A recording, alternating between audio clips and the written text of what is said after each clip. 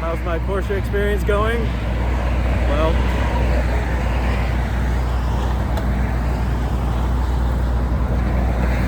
that's about how it's going.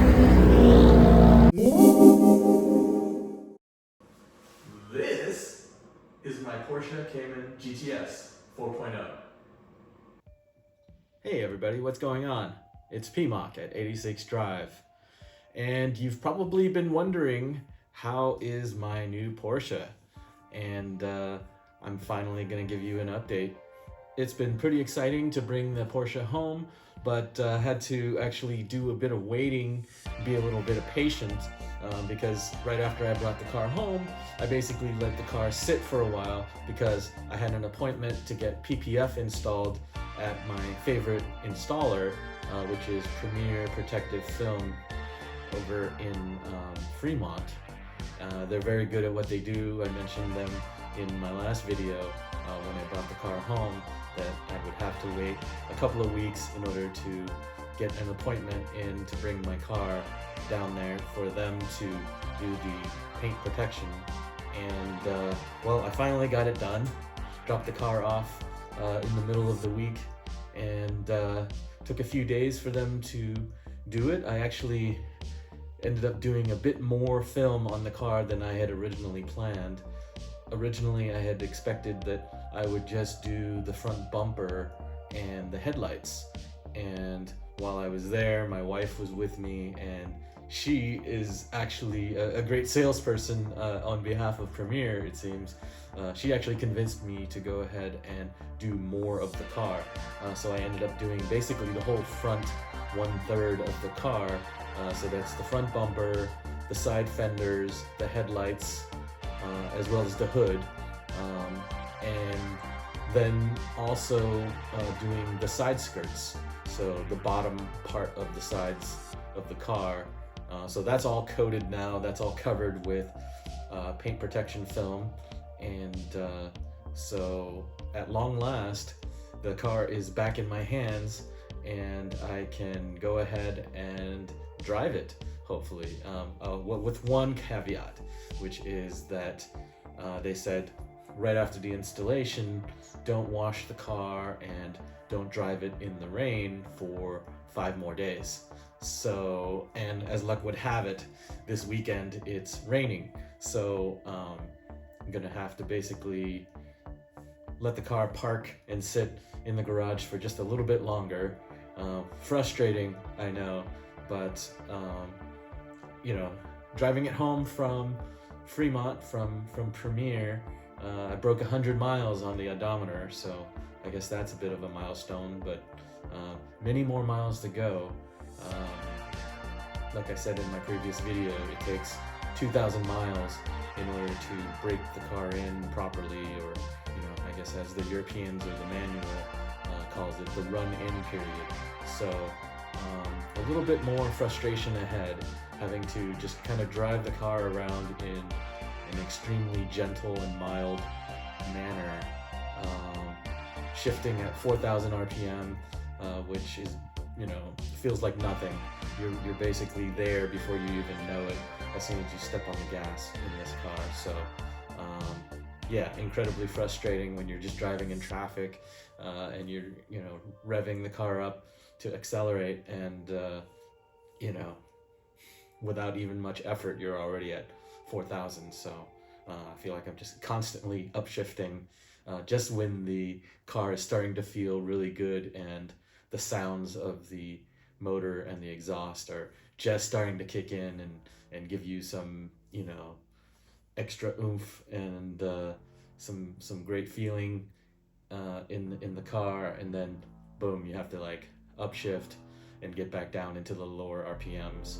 So so that's first world problems, I know, but that's what I'm going to be facing in the next couple of weeks, I suppose, as I try to get through the first 2,000 miles with this car. And so with that, I guess I can talk a little bit more about, it's still early days because, like I said, I've barely driven the car, barely gotten past 100 miles, but I guess I'll talk about a few of my initial impressions of the car and talk about some of the things that I really like and things that I don't like.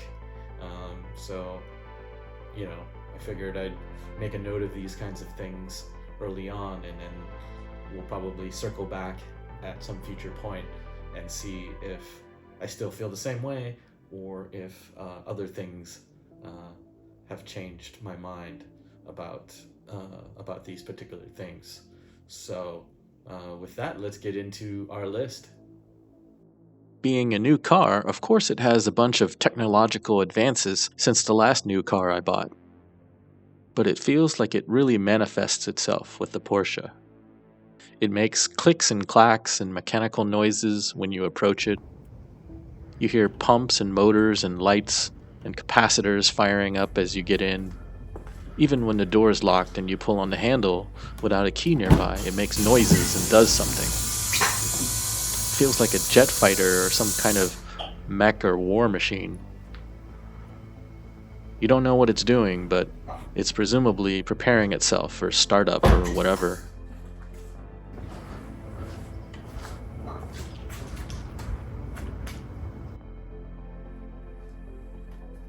With all these seemingly autonomous mechanical and electrical activities, I worry about running the battery down if you get in and out of it a lot in the garage without driving it. The battery is hidden away under a plastic cover in the front. I need to figure out how to take that off and access the battery so I can hook up my trickle charger, or if I end up having to jump start it. Inside the car, you've got lots of gadgets. Parking sensors, multifunction display, sport chrono, CarPlay, 18-way adjustable seats, tire pressure monitoring, blind spot monitoring. I'm kind of worried that long-term the complexity of all these systems might be a liability when some of these things start to fail and it'll be expensive to fix them. Despite all that technology, the interior doesn't come across as very fancy. It's more functional and Spartan. Really feels more sporty than luxurious, which I guess is Porsche's ethos. I had to pay $2,000 extra for a leather interior, and it looks pretty unremarkable. The window switches look and feel flimsy. I mentioned this in my review of the current gen Porsche 911 as well. You kind of expect more from a $100,000 car. I guess to some extent you're willing to look past that when you're talking about a desirable car like a Porsche. So I guess I'll try to ignore that and focus on the driving experience.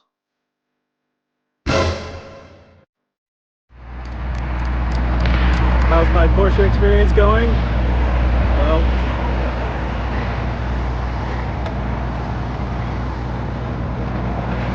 that's about how it's going. So what happened? Well, with just under 300 miles on the car, my wife and I took the car out for a cruise up towards Napa. The plan was to have lunch up there, but we never made it because as I came off of I-680 towards 80 and Highway 12, the engine stumbled and the check engine light came on. The car went into limp mode and it wouldn't go any faster than 25 miles per hour, which is incredibly sketchy when everyone else is going 70 or 80 miles per hour on I-80. We pulled off to the shoulder and I tried to restart the car to see if the check engine light would turn off. But the engine fault messages didn't go away and the idle felt rough. The whole car was shaking as it sat there with the motor on. So I had no idea what it might be. And so I called Porsche Roadside Assistance and they said a tow truck would be there in 80 to 110 minutes. Thankfully, they came sooner than that, and I probably waited less than an hour for the tow truck to arrive. A shout out to Vigil Towing. They were courteous and professional and took care to load my car onto the flatbed carefully. At this time, the car has 333 miles on the odometer. So we towed the car to Walnut Creek Porsche, which is the nearest dealer from where we were, and we arrived just before their service department closed. Unfortunately, they didn't have anyone available to look at the car right away. And they said that they're so busy that they probably wouldn't have time to look at my car for a few days. I didn't really have much choice in the matter, so I left the car with them. Now, presumably, since the car is essentially new, whatever's wrong with it should be covered under the warranty. To my surprise, they did not have a loaner car to give me. They said that they're all booked and given out a month in advance for scheduled service appointments. So they called an Uber to drive us home, and we just basically went home. It kind of ruined the whole day for us.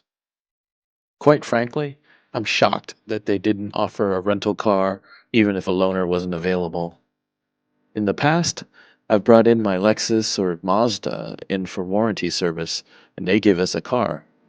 It's incredibly disappointing that Porsche, a premium brand, would not take care of us like that. I'm basically without the use of my brand new car for at least several days.